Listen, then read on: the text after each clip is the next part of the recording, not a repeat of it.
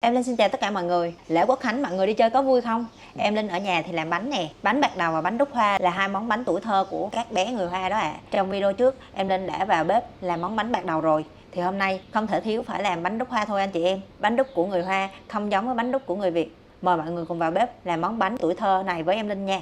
Nguyên liệu để làm bột bánh thì gồm có 200g bột gạo, 50g bột tàn mì, 50g bột năng.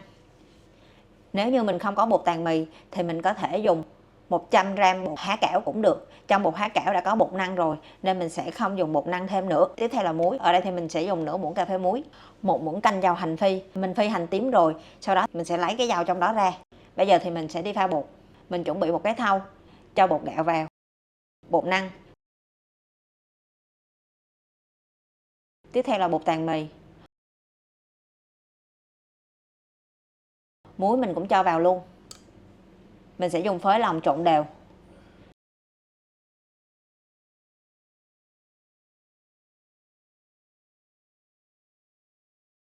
Sau đó mình sẽ cho 900ml nước vào đây nha. Mình sẽ đổ từ từ thôi ha. Đổ khoảng tầm 2 đến 3 lần.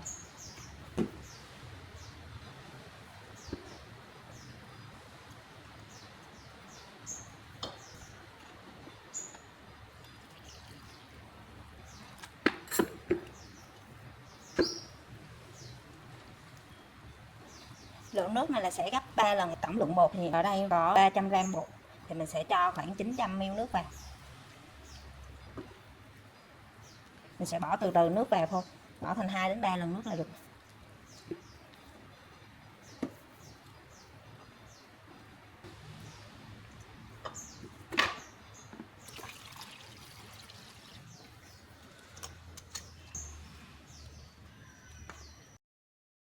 Sau khi khuấy đều xong, mình sẽ chuẩn bị một cái chảo.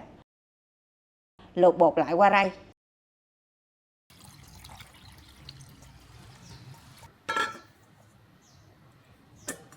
Mình sẽ cho phần bột này lên bếp nấu nha. Mình sẽ cho chảo lên bếp, mình sẽ bật lửa trung bình thấp thôi ha. Sau đó mình khuấy đều, mình sẽ khuấy bột để lấy trùng. Không để lửa lớn, vì để lửa lớn sẽ làm cho bột nhanh đặc lại thì bánh hấp sẽ không được ngon. Và khuấy liên tục mà không có ngưng tay luôn nha. Mình cứ khuấy đều cho đến khi nào bột hơi nặng tay là được.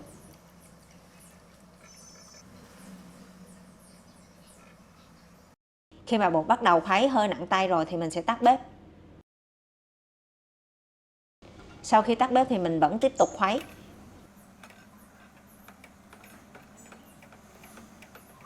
Khuấy một lúc thì bột sẽ hơi sệt nhẹ, nhưng vẫn còn độ lỏng là được.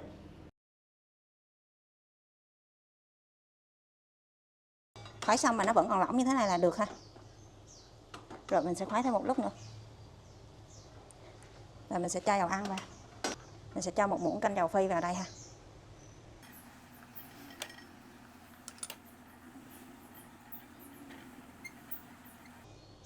Rồi bột còn lỏng như thế này là được rồi ha.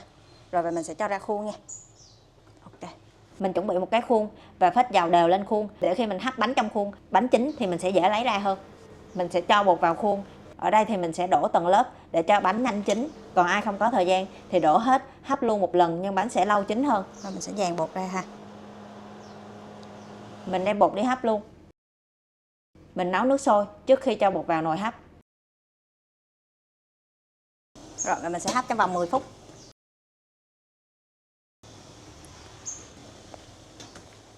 Bánh được 10 phút rồi thì mình sẽ cho thêm lớp mới lên ha. Ở đây thì mình sẽ chia làm 3 lần hấp. Mình cũng dàn đều bột ra.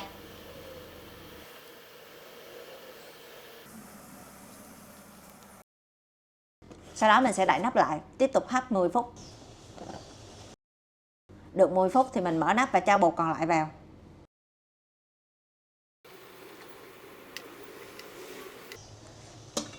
Cũng dàn đều bột. Tiếp tục hấp thêm 10 phút. Đủ 10 phút rồi em Linh sẽ lấy ra nha. Và em Linh sẽ thử bánh. Nếu như mà đâm xuống mà bột không dính nữa thì bánh chín rồi ha. Đây bánh chín rồi nha mọi người. Mình sẽ để bánh nguội. Trong lúc chờ bánh nguội, mình đi xào nhân bánh. Ở đây thì mình sẽ có một số loại để xào nhân. Tôm khô khoảng 50g. Tôm thì mình sẽ rửa và ngâm đi, sau đó thì vắt khô. Tôm của mình nó hơi to thì mình sẽ cắt nhỏ ra, còn nếu như mà tôm mọi người nhỏ thì mọi người để nguyên con luôn cũng được ha. Để nhân đúng với vị truyền thống, mình sẽ làm bằng cải bắp thảo, tiếng Hoa hay còn gọi là túng xôi, và mình dùng một chén. Túng xôi này thì rất là mặn, mình sẽ rửa lại vài lần với nước để cho bớt mặn. Sau đó thì mình sẽ vắt ráo. Đặc biệt, để cho nhân thơm hơn, mình có 1/3 chén hành tím băm nhuyễn và 200g thịt nạc dăm xay. Mình dùng nạc dăm để nhân của mình béo hơn. Bây giờ thì mình sẽ đem đi xào nhân. Bắt chảo lên bếp và làm nóng chảo. Rồi chảo nóng thì mình sẽ cho dầu ăn vào nha, cho khoảng tầm 2 muỗng canh dầu ăn. Sau đó mình cho hành vào phi thơm vàng.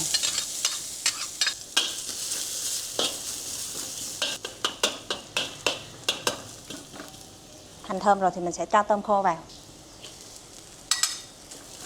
và xào thơm luôn.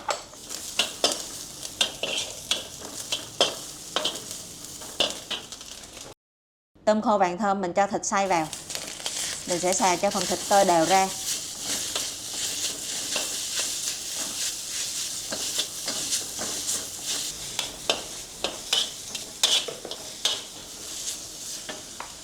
Tiếp tục cho túng xôi vào.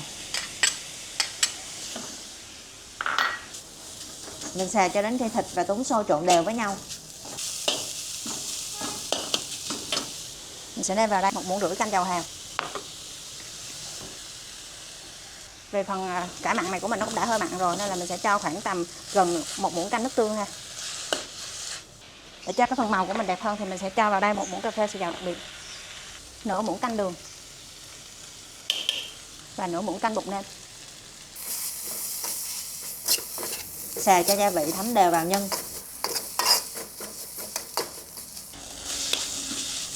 Phần thịt của mình nó đã hòa quyện vào nhau rồi, gia vị đã nêm nếm vừa rồi thì mình sẽ cho vào đây 100ml nước lọc ha. Phần nhân của mình nó phải hơi sệt lại một tí xíu thì nó mới ngon nha.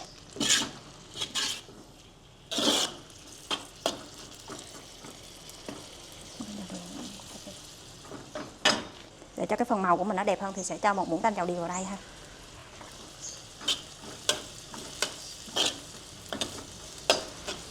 Và mình sẽ cho thêm một ít tiêu và tắt bếp là được rồi. Khoảng nửa muỗng cà phê tiêu.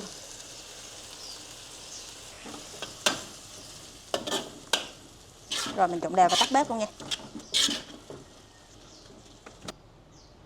Giờ thì mình sẽ pha phần nước mắm ha. Mình sẽ cho vào đây 250ml nước lọc, 5g muối hột. Để cho cái phần nước mắm của mình nó không bị mặn quá thì mình sẽ dùng muối hột nha. 67g đường. Ở đây thì em Linh sẽ dùng đường phèn nha. Mọi người nếu không thích dùng đường phèn có thể dùng đường cát vẫn được bình thường ha. Và 25g nước mắm. Mình nấu cái phần nước mắm này lên nha.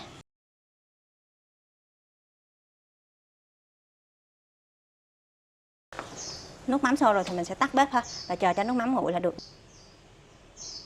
Nước mắm nguội, mình cho thêm 1 muỗng cà phê nước cốt chanh cho cân bằng vị của nước mắm.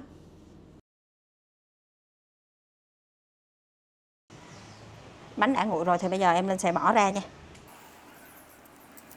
Bánh nguội thì sẽ dễ lấy hơn khi bánh còn nóng. Mình sẽ để mặt đáy lên trên. Bánh mình lấy ra rồi thì mình sẽ cho nhân lên ha. Và bây giờ thì em Linh sẽ cho nhân lên nha. Em Linh cũng sẽ dàn đều cái phần nhân lên. Nếu mọi người muốn ăn bánh qua hôm sau thì đừng bỏ hết nhân lên bánh, vì để qua hôm bánh rất dễ bị hư. Ăn tới đâu thì mình bỏ nhân tới đó nha anh chị em. Ở đây thì em Linh quay phim nên là em Linh sẽ dàn hết nhân ra bánh. Thêm hành phi, phần bánh của mình sẽ thơm ngon hơn. Rồi, bây giờ thì mình sẽ cắt bánh ra ha. Bánh này mình phải cho nhiều nhân thì bánh của mình mới ngon đó anh chị em. Khi cắt bánh xong, mình cho thêm nhân lên bánh. Rồi và mình sẽ cho thêm một ít nước mắm lên trên này ha. Và thêm một tí xíu ớt cho cái phần bánh của mình nó cay cay và nó ngon hơn ha. Cái bánh đúc hoa này ngon là làm xong không nhão, mềm tan trong miệng mới là hương vị của tuổi thơ nha anh chị em. Không thể thiếu được là nước mắm mặn ngọt.